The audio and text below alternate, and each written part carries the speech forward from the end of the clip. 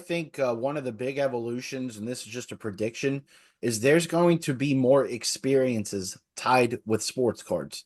So there's been a handful that Topps has done. The Victor Wembanyama, you pulled, I think it was out of the one out of 50 that he personalized one of them. But they flew all 50 people to meet him and then did some kind of drawing or whatever to see who got it.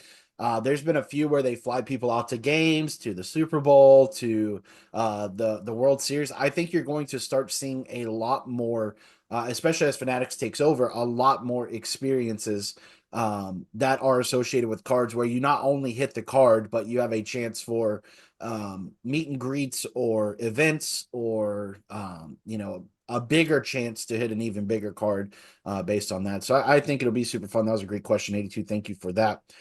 From Not Your Average Singer, this is a bit of a long one. We'll see if we can get through this one. What are the determining factors that go through your discernment, big word there, process to determine which cards go to PSA and which ones get sold raw? What tools can you suggest for a rookie slabber to help them on their journey? So there's one more part to this question, but we'll start with that one.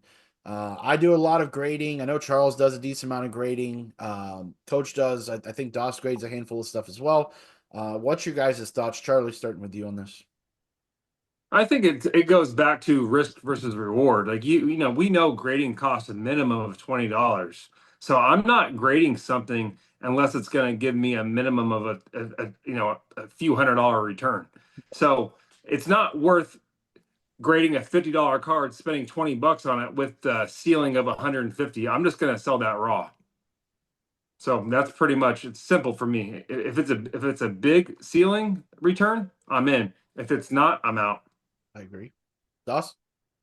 Yeah, I mean, just I would say be really selective on what you grade, guys. I mean, as far as looking and analyzing the card, don't just look at the price tag on what the card will sell at a PSA 10 level. I mean, really look at the card under a magnifying glass. Make sure there's no flaws, and to your best ability, it looks like it's going to 10. If it's not going to 10, you might as well not grade it. So I would say grade less, be more strict, especially if you're into the flipping and reselling. If you're into reselling, grade less, guys. Grade less.